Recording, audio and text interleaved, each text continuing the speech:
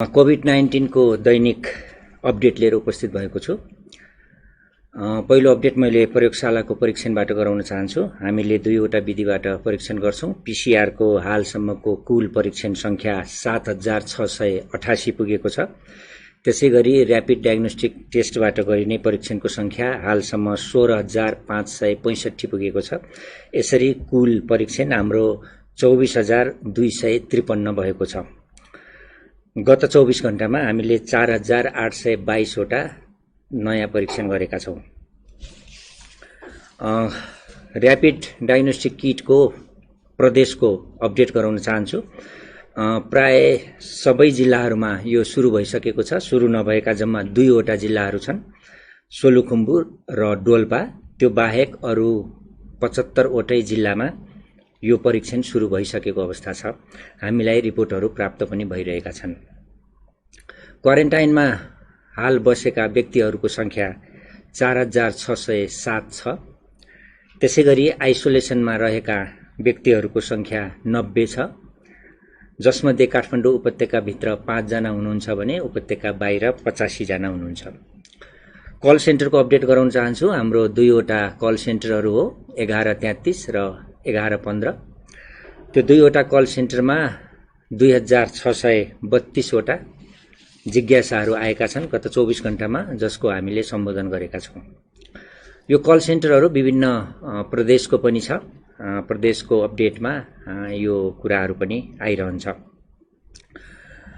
COVID-19 सम्बन्धी हाम्रो mobile app हाम्रो स्वास्थ्य छ र वेब पेज छ हाम्रो covid19.mohp.gov.np। त्यो 2 वटा एप्लिकेसनहरूमा आफ्नो स्वास्थ्यको सेल्फ इभ्यालुएसन गर्ने संख्या हालसम्म 18208 पुगेको छ। गत 24 घण्टामा 578 जना व्यक्तिहरूले सो मूल्याङ्कन फारम भर्नु भएको छ हाम्रो वेब पेज र मोबाइल एप मार्फत। त्यसमा रेड जोनमा पर्ने हालसम्मको संख्या 251 छ। गत 24 घण्टामा 2 वटा मात्र रेड जोनमा पर्नु भएको छ। यो भनेको सम्भावित संक्रमित हुन सक्ने व्यक्तिहरू हुनुहुन्छ। उहाँहरूको ट्रेसिङ हामीले सम्बन्धित महाशाखाबाट र कल सेन्टरहरूबाट गरिरहेका छौं। हाम्रो वेबसाइट हेर्नेको संख्या दिन प्रतिदिन बढिरहेको छ। 5,10,818 पुगेको छ। त्यसैगरी हाम्रो मोबाइल एप प्रयोग गर्ने संख्या 55,230 पुगेको छ। आज भएका मुख्य क्रियाकलापहरूको जानकारी दिन चाहन्छु।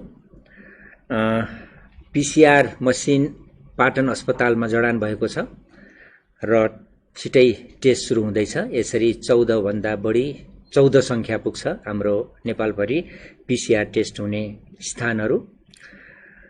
त्यसैगरी अर्को अपडेटमा हामीले गत हप्ता नै 5-5 हजार का दरले र्यापिड डायग्नोस्टिक किट चाहिँ प्रत्येक प्रदेशमा पठाएका थियौं र अहिले फेरि पुनः आवश्यकता अनुसार 30,000 भन्दा बढी र्यापिड डायग्नोस्टिक किटहरू सबै प्रदेशमा गरेर त्यति संख्या पठाइसकिएको छ। यो थप पठाइएको संख्या हो।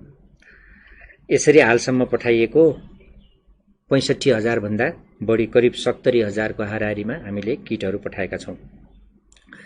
अर्को अपडेट गराउन चाहन्छु। हामी चिकित्सा विज्ञान राष्ट्रिय प्रतिष्ठानमा एमडीएमएसमा अध्ययनरत 34 जना चिकित्सकहरूलाई सुदूरपश्चिमको मुख्यमन्त्री तथा मन्त्री परिषदको कार्यालयबाट परिचालन हुने गरी उक्त प्रदेशमा रहेका अस्पतालहरूमा कामकाज गर्ने उद्देश्यले तहाँ खटाइएको अवस्था छ।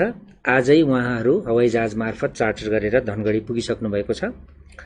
सुदूरपश्चिम प्रदेशमा छिमेकी मुलुक भारतबाट र अन्य मुलुकहरूबाट ठूलो संख्यामा व्यक्तिहरू नेपालीहरू आउनु भएको छ। यसलाई दृष्टिगत गरी र पहिलो चरणमा हामीले टाढा रहेको प्रदेशमा, भौगोलिक हिसाबले टाढा रहेको प्रदेशमा कोभिड-19 को रोकथाम र नियन्त्रणको लागि थप जनशक्तिको आवश्यकता महसुस गरी तहाँ चिकित्सकहरूलाई पठाइएको हो। हाल उहाँहरूलाई 1 महिना अवधिको लागि पठाइएको छ। आवश्यकता अनुसार हामीले त्यो अवधि थप गर्नेछौं। मन्त्रालयले त्यो थप गर्नेछ। विभिन्न जिल्लाहरूमा र्यापिड डायग्नोस्टिक टेस्टबाट पोजिटिभ आएका रिपोर्टहरू आएका छन् र हालसम्मको पीसीआर परीक्षणमा उहाँहरूको नतिजा नेगेटिभ छ, केहीको परीक्षणको क्रममा छ। त्यसैले हाल संक्रमितको संख्या जम्मा 16 हो। 1 जना घर फर्किएको अवस्था र 15 जनाको टेकुमा 2 वटा, पाटनमा 2 वटा, बागलुङमा 2 वटा, धनगढीमा 5 वटा र वीरगञ्जमा 4 जना गरी उपचार भइरहेको छ। सबैको स्वास्थ्य स्थिति सामान्य छ। अन्तमा म एउटा अनुरोध सहित आफ्नो अपडेट अन्त्य गर्न चाहन्छु। आजको अनुरोधमा मैले स्वास्थ्य तथा जनसङ्ख्या मन्त्रालयको तर्फबाट नियमित रूपमा आधारभूत स्वास्थ्य सेवा सुचारू नभएको विषय केही स्थानमा प्राप्त भएको छ। नियमित खोप सेवा, सुरक्षित मातृत्व सेवा, नवजात शिशु उपचार सेवा, सुरक्षित गर्भपतन सेवा, परिवार नियोजन सेवा, क्षयरोग, मलेरिया र HIV को विरुद्धका औषधिहरू सेवन गर्ने सेवा लगायतका विभिन्न आधारभूत सेवाहरू केही स्थानहरूमा अवरुद्ध भएको गुनासोमा यस मन्त्रालयको ध्यानाकर्षण भएको छ। यस सम्बन्धमा हालै जारी गरिएको कोभिड-19 को महामारी सन्दर्भमा कोभिड तथा अन्य स्वास्थ्य सेवा प्रवाहका लागि अन्तरिम निर्देशिका जुन जारी गरिएको छ, त्यो निर्देशिकामा पनि यस सम्बन्धी उपचार गर्ने अस्पतालहरू बाहेक अन्य अस्पतालहरूले नियमित रूपमा यस्तो किसिमको आधारभूत स्वास्थ्य सेवा दिनुपर्छ भन्ने उल्लेख गरिएकै छ। तसर्थ हरेक स्थानीय तहमा रहेका हेल्थ पोस्टहरू, प्राथमिक अस्पतालहरू, प्राथमिक स्वास्थ्य केन्द्रहरू मार्फत नियमित रूपमा यस किसिमका आधारभूत स्वास्थ्य सेवाहरू प्रदान गरिरहन यस स्वास्थ्य तथा जनसङ्ख्या मन्त्रालय अनुरोध गर्दछ। यसका लागि आवश्यक पर्ने औषधि र औषधिजन्य सामग्री उपकरणहरू स्वास्थ्य सेवा विभाग मार्फत व्यवस्था हुने नै छ र यसरी स्वास्थ्य सेवा प्रदान गर्दा भिडभाड नगर्ने र स्वास्थ्य सेवा लिन र दिनको निम्ति आवश्यक दूरी कायम गर्ने र सबैले यस किसिमको आधारभूत स्वास्थ्य सेवा पाउने सुनिश्चित गर्न स्वास्थ्य तथा जनसङ्ख्या मन्त्रालय सचेत छ र यो अनुसारको व्यवस्था गरिएको मैले जानकारी गराउँछु र सबै स्थानीय तहका जनप्रतिनिधिज्यूहरू, सरोकारवाला जीवहरू, स्वास्थ्यकर्मी, चिकित्सक सबैलाई यो काममा सहयोग गरिदिनु हुन अनुरोध पनि गर्दछु। किन भन्दा यस्तो खाले नियमित सेवाहरू अवरुद्ध भयो भने यसबाट भविष्यमा फेरि अर्को नयाँ किसिमको डिजास्टर आउन सक्ने स्थिति रहन्छ। त्यसले गर्दाखेरि यस किसिमका सेवाहरू अवरुद्ध हुनु हुँदैन। त्यस हिसाबले काम गर्न हामी मन्त्रालयको तर्फबाट अनुरोध गर्छौं। आज अब धेरै जसो विषयमा अस्पतालको व्यवस्थापनको कुरा, संक्रमितहरूको अवस्थाको बारेमा, संक्रमितहरू र सम्भावित संक्रमितको उपचार कसरी गर्ने, कस्तो किसिमको जटिलताहरू आउन सक्छन् र अस्पतालहरूले के गर्नुपर्छ र आफ्नो अनुभव सहित केही विचारहरू राख्दिन हामीले फोक्सो रोग तथा आइसियु विशेषज्ञ डाक्टर अर्जुन कार्कीलाई यहाँ निम्ताएका छौं। म अब डाक्टर साहबलाई यस कुरामा प्रश्न पारिदिन अनुरोध गर्छु।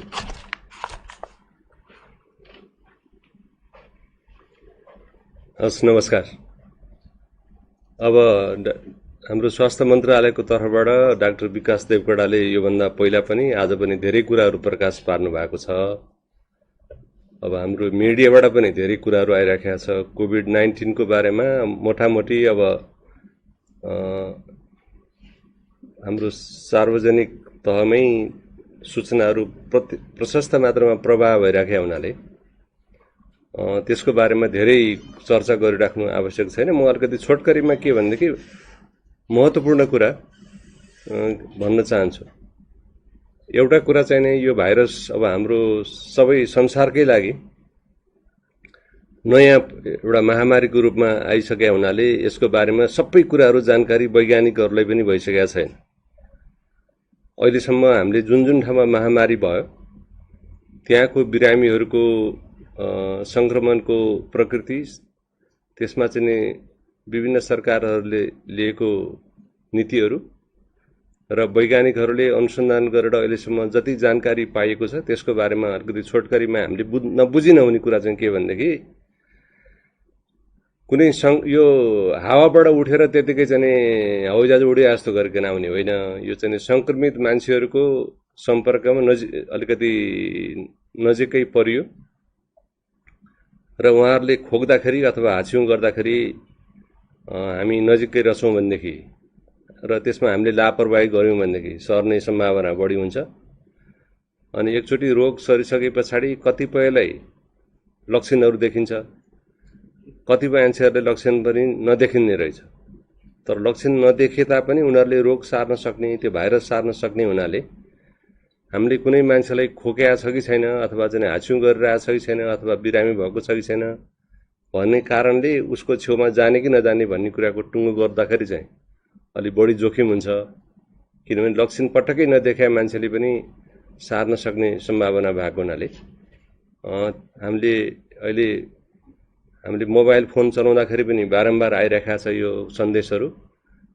त्यो चाहिँ स्थापित र त्यो उपयोगी भनेर वैज्ञानिकहरूले नै पुष्टि गरेका जोगिने कायदाहरू भनेको हामी सबैलाई थाहा छ। सकेसम्म भिडभाडमा नजाने, जानै पर्यो भनेदेखि पनि अब केही दूरीको अवस्थामा बसेर मात्रै चाहिँ त्यो आफ्नो कामहरू सिद्ध्याउने, छिटछिटो र घर फर्किने। कुनै चिज, कुनै सतह, कुनै नयाँ वस्तु छोइयो भनेदेखि त्योभन्दा अगाडि त्यहाँ कसले छोएको थियो हामीलाई थाहा नहुने हुनाले सकेसम्म साबुन पानीले धुनु पर्यो। यदि साबुन पानी उपलब्ध छैन भनेदेखि सेनिटाइजर भए पनि लाउनु पर्यो। त्यो नगरिकन आफ्नो ती हातहरू अनुहारतिर चाहिँ ल्याउने कायदामा चाहिँ गऱ्यौँ भने हामीलाई सङ्क्रमण हुने बढी जोखिम हुन्छ। एउटा खुसीको कुरा के छ भनेदेखि 100 जना मान्छेलाई लाग्यो भनेदेखि 80 जना जतिलाई मोटामोटी यो साधारण लक्षणमा मात्रै सीमित हुन्छ, उनीहरूलाई यसले चाप्दैन। करिब करिब 20% मान्छेहरूलाई यसले चाप्छ र सास फेर्न गाह्रो हुने भएपछि, अलिकति एकदमै शिथिल भएपछि हामीले अस्पतालमै भर्ना गर्नुपर्ने हुन्छ। 80% मान्छेहरूले चाहिँ घरमै बसेर चाहिँ त्यसको थप स्याहार सुसार आवश्यक पर्दैन। तर शङ्का लाग्यो भनेदेखि टेस्ट गराइहाल्नु पर्दछ, जुन अघि डाक्टर साहबले पनि भनिसक्नुभयो। पिसिआर सबभन्दा राम्रो, तर पिसिआरका पनि केही सीमितताहरू छन्। त्यसकारण अहिले हामीले ऱ्यापिड डायग्नोस्टिक किट भनेर जुन चलाइराखेका छौँ ठाउँ ठाउँमा, त्यसका पनि चाहिँ केही सीमितताहरू छन्। एकचोटि सङ्क्रमण भइसकेको पछि 6-7 दिनमा चाहिँ त्यसले अलिकति हाम्रो यो एन्टिबडी भन्ने कुरालाई टिप्न सक्छ। अनि त्यो टिपिसके पछाडि चाहिँ त्यसले यो मान्छेले सङ्क्रमण भएको रहेछ, तर ठ्याक्कै अहिले भएको थियो कि अलिकति 2-4 हप्ता अगाडि नै भएको थियो भन्ने कुरा चाहिँ त्यसले भन्न सक्दैन।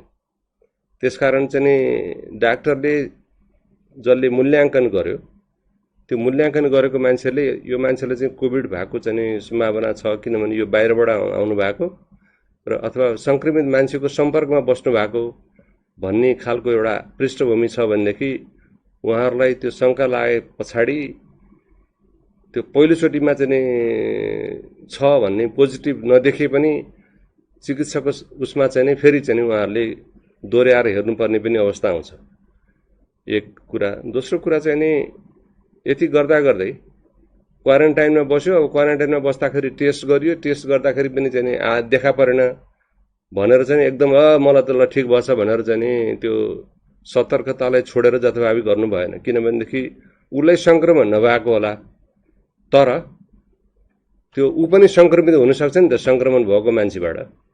त्यसकारण क्वारेन्टाइनबाट मुक्त हुने बित्तिकै चाहिँ मलाई अब एकदमै केही पनि हुँदैन भन्ने खालको हामीले त्यसमा लापरवाही गर्नु जाति हुँदैन। त्यसले आफूलाई चाहिँ जोखिममा पार्न सक्छ। तेस्रो कुरा, यो हामी नागरिकको हिसाबले एउटा कर्तव्य पनि भयो। केही ठाउँहरूमा अब आफ्नो व्यवहारिक काम गर्नखेरि त हामीहरू बाहिर निस्किनै पर्यो। अब कतिपय ठाउँमा चाहिँ यो सरकारले भन्दैमा म किन टेर्ने, मलाई जे मन लाग्छ त्यही गर्छु भन्ने खालको अलिकति अल्पकालीन सोचाइबाट प्रभावित भएर अलिकति नियममा नबसेको, आफूले जुन सतर्कता अपनाउनु पर्ने हो त्यो नअपनाएको भन्ने खालको कुरा पनि हामीले ठाउँ ठाउँमा सुन्नमा आइराखेका छ।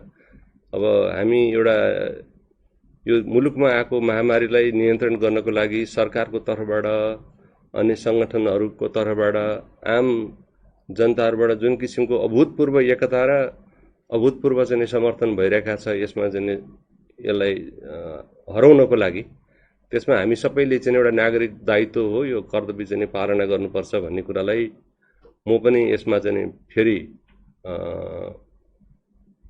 अनुरोध गर्न चाहन्छु। र अर्को कुरा भनेको चाहिँ नि अब हामीले चाहिँ नि यो एकचोटि आएर चाहिँ नि यो फेरि सिद्धियो भन्ने पनि होइन। यो चाहिँ नि अहिले चीनमा चाहिँ नि जुन भएको थियो, चीनमा भएको एकचोटि उहाँहरूले नियन्त्रणमा लिइसक्नु भएको थियो। तर नियन्त्रणमा लिएर एउटा त्यो लकडाउनहरू पनि चाहिँ नि त्यसलाई अन्त्य गर्दाखेरि पनि फेरि नयाँ नयाँ बिरामीहरू पनि पहिचान भइराखेको छ। कोरियामा पनि त्यस्तै भइराखेको छ। त्यसो भएको हुनाले हामीले यो सतर्कता चाहिँ नि अब पोजिटिभ देखिन छोड्यो, अब त रहेन रहेछ गरे नेपालमा भन्ने दृष्टिकोणले पनि त्यतापट्टि गयौँ भने पनि हामीलाई धोका हुन सक्छ। त्यसो भएको हुनाले यो सबै कुराहरूलाई हामीले मनमा विचार गरौँ। र अहिले हाम्रो मनमा केही जिज्ञासाहरू छ भनेदेखि अहिले यो एपबाट यो उहाँले मोबाइल के अरे त्यो हाम्रो सोधपुछ गर्ने नम्बरहरू पनि, फोनको नम्बरहरू पनि बताइसक्नु भएको छ। र साथसाथै म अन्त्यमा के भन्न चाहन्छु भनेदेखि अहिले हामीले मिडियातिर पनि कतिपय मान्छेहरूले यो सामाजिक सञ्जालहरूमा पनि अलिकति चाहिँ नमिठो कुराहरू, अलिकति घोजपेचका कुराहरू, अलिकति सरकारलाई चाहिँ जसरी हुन्छ अलिकति चाहिँ घोज्नै पर्छ भन्ने खालको कुराहरूले पनि मान्छेहरूलाई अनाहकमा चाहिँ एउटा दिग्भ्रमित पार्न सक्ने खालको कुराहरू पनि त्यस्तो अभिव्यक्तिहरू पाइएको छ। अब यो अहिले महामारीमा सरकारका कमी कमजोरीहरू हुन सक्छन्, उनीहरूलाई चाहिँ हामीले यो गर्नु भएन भन्ने त्यस्ता खालका ठोस कुराहरू छन् भने सुझाव पनि दिँदै जानु पर्यो। सरकारले जे गर्छ चुप लाएर चाहिँ बस्ने भन्ने पनि होइन। तर अहिले चाहिँ सानो कुरा भयो कि त्यसलाई यही बेलामा हो हान्ने भन्ने ढङ्गको पनि व्यवहार गर्नु हुँदैन होला अहिले।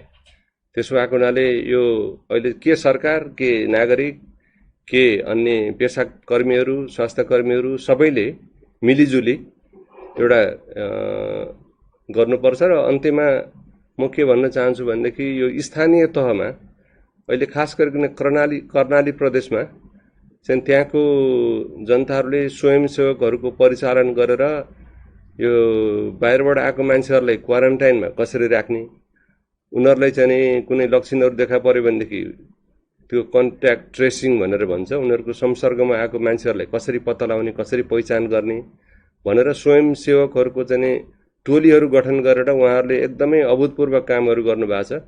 मलाई लाग्छ त्यो चाहिँ अन्य ठाउँहरूमा, अन्य प्रदेशहरूमा, अन्य समुदायमा पनि त्यसको तौर तरिका र त्यसको पाठहरू सिकेर हामीले त्यसलाई लागू गर्नुपर्छ होला आफ्नो स्थानीय ठाउँमा भन्ने पनि म आम जनतालाई पनि स्वास्थ्य मन्त्रालयले पनि अनुरोध गर्न चाहन्छु।